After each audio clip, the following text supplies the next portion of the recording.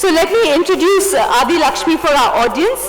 Adilakshmi is an independent education consultant. Formerly, she was the head of curriculum at People Combined Group of Schools and founder principal of Oak Ridge International School, Bachipalli.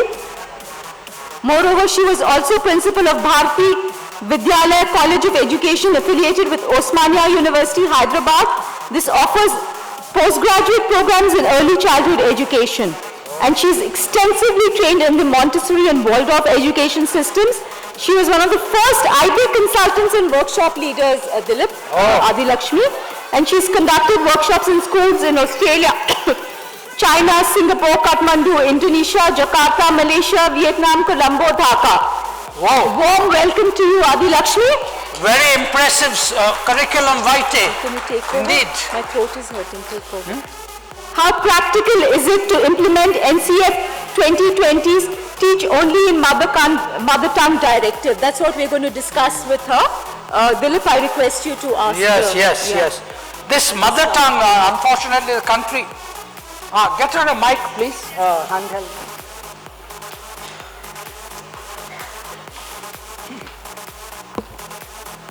Madam, we'll be very interested.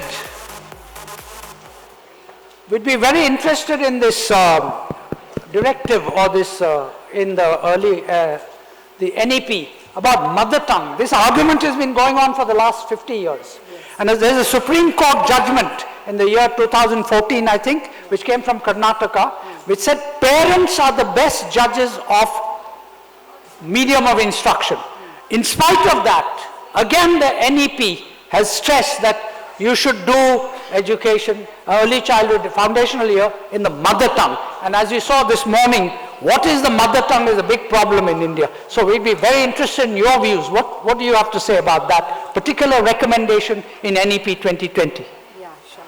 Thank you very much. Good afternoon to all of you. Swati. And I'd like to thank EducationWorld. Sumaya for this.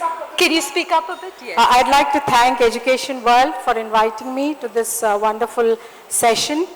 And heartiest congratulations to all the winners of the various preschool categories. You really are doing exemplary work and touching lakhs and thousands, millions of lives. So,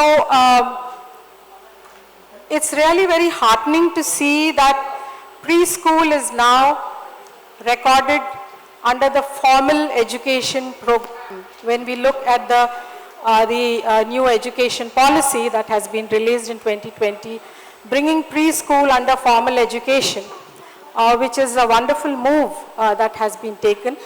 And within that, we can also see the framework of the early childhood education ranging from 3 years almost to grade 2, where our children are 7 to 8 years of age, which gives them that continuity of learning. And coming to language, we say it's the mother tongue, but it's more the home language.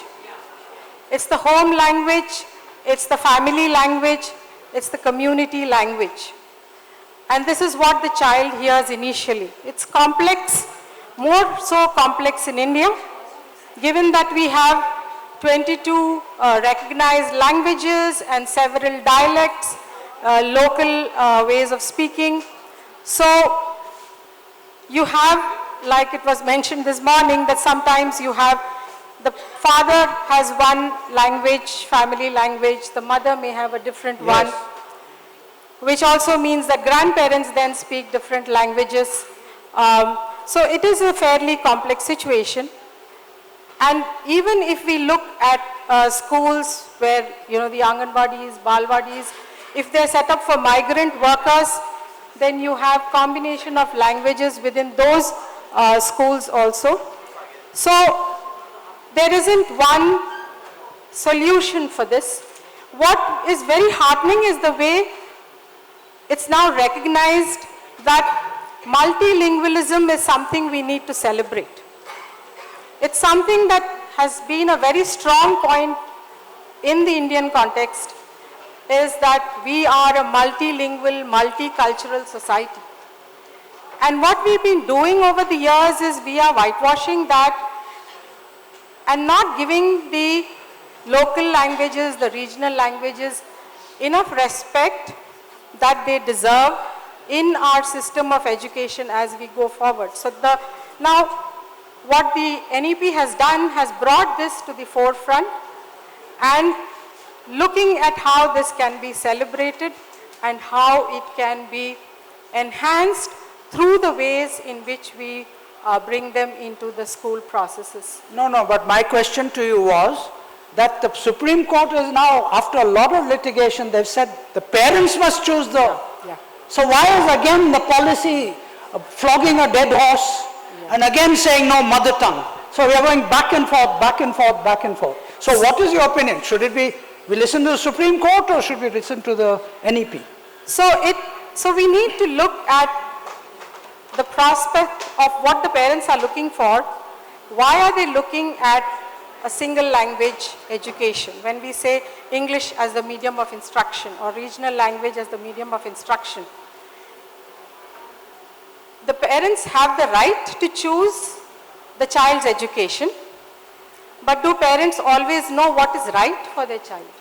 No, but does government know what is right? So, as per research, as per the studies, as per examples from various countries, it is evident that particularly in the early years, the child's home language and family language plays a predominant role in learning.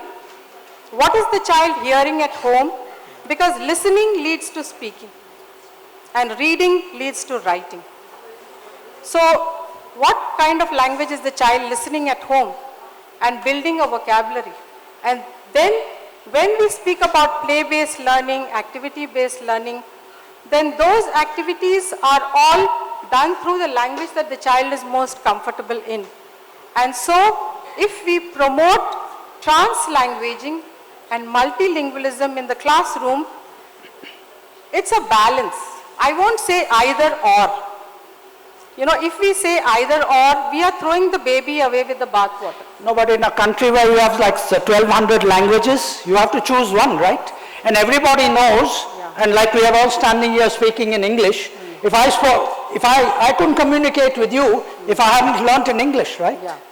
We are all sitting in different languages, so we can keep on arguing till the cows come home, but now we have to take a decision, right? What should be the language medium of instruction? So the parents, whether he is qualified or is not qualified, he's the best judge. I'm the best judge of what's right for my child. I don't need the government to tell me, you have to teach in this language. Why? I mean, you have to take a position on that. You are not taking a position. Is the Supreme Court right or is the government right? My position is that India is a complex country with a range of situations, and we need to design appropriate systems of learning.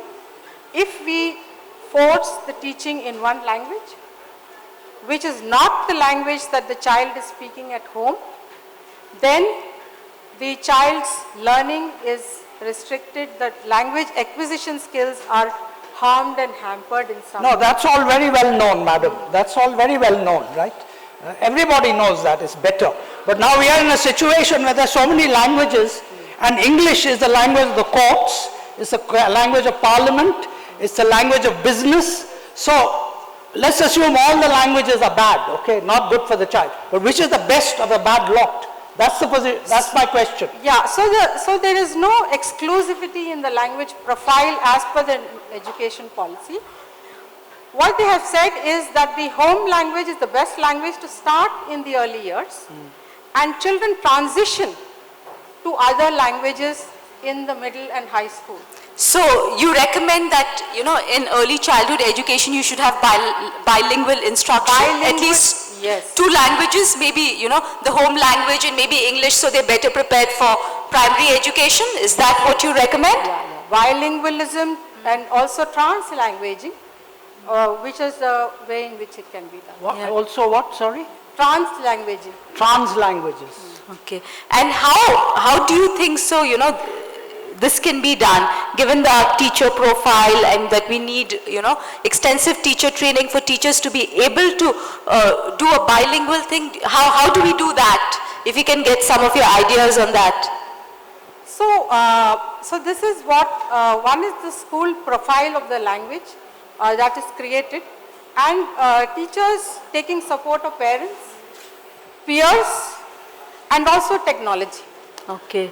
So They also cannot- in a class, there Yeah. might be children speaking 10 different languages. Yeah. So that's why you say multilingualism.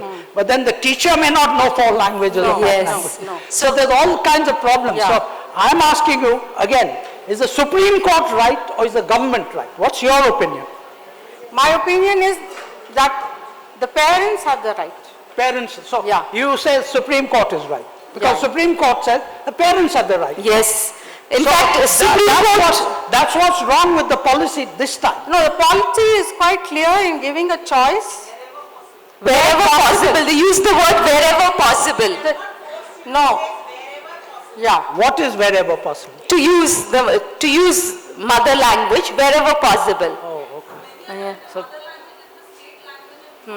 exactly. Yes. It's a way of a backdoor way of imposing the state language. Yes. I don't think it's, I must respectfully disagree with you. I think you should choose the best of a bad lot, and you must choose English, because English is not now, as our leaders say, a foreign language.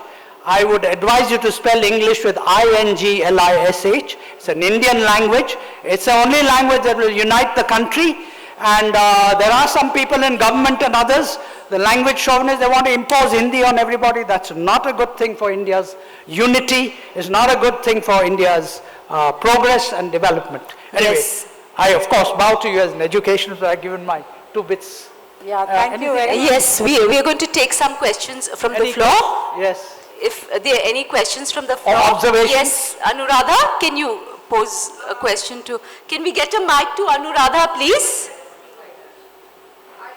No, we'll get a mic to you. He's got a mic.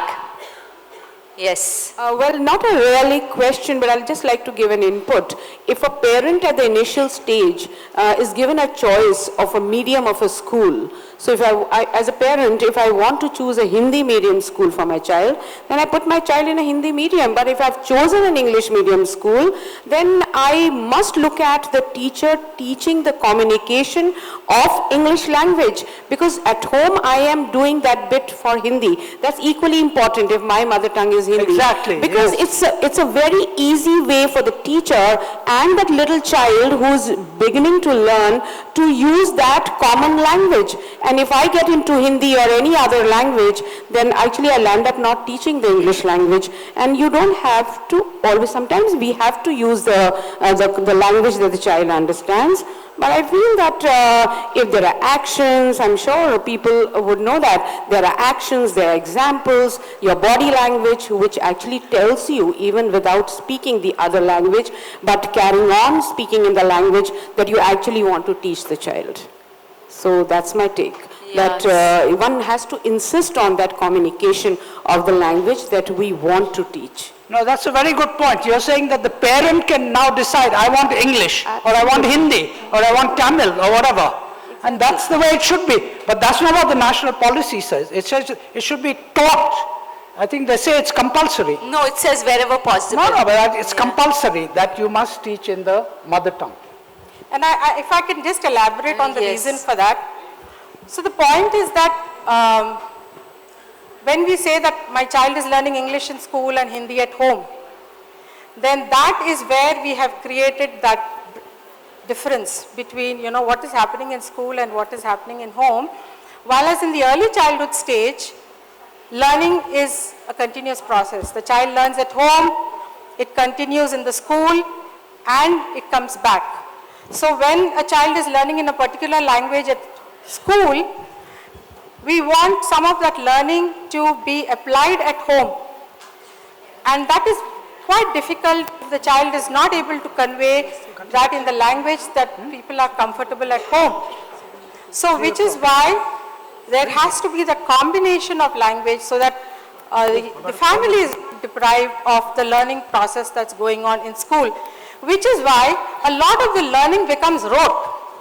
Because when you say vocabulary and you say listening leads to speaking, if the child is listening in one language, in the classroom you expect the child to speak in another language. the print around the classroom is in a different language, then we are not following the pedagogy of learning. So when we contradict that, we make rote learners. Children learn only sight vocabulary. We say we are teaching phonics, but it's not honestly phonics. Because we have created those artificial sounds and we get the children to pronounce them. But if the child is speaking in that language, then the phonic vocabulary will be very strong. Okay, any other one more observation or question? Can we, do we have any questions? Observation. Any questions, any observations? So Madam? I have an Okay.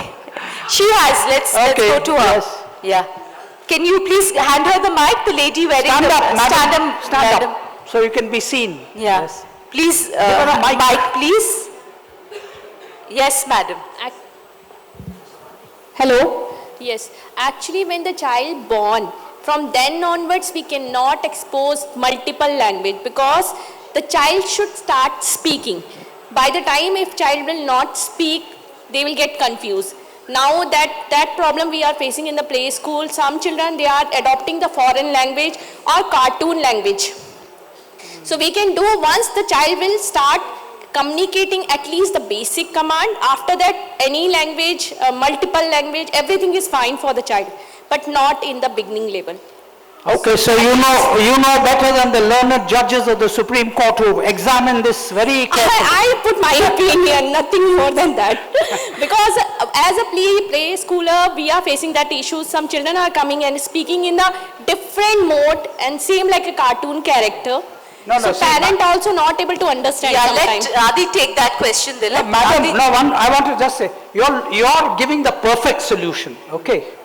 But there is no perfect solution. Yes, yes. That's the point. Which You've is got to what choose the best of a bad lot. I started with that. Language in India is a very complex situation. And some of the examples given in the education policy relate to European countries and they relate to other Asian countries where there's a single language that is spoken. I work with schools in China, Japan, Indonesia, where they are promoting bilingualism. And very clearly we do visits in schools where there are translators and interpreters who help us understand what the child is saying. So the children are able to function in both the languages. So Maria Montessori called this period of early childhood from 3 to 6 years as a sensitive period for the acquisition of languages.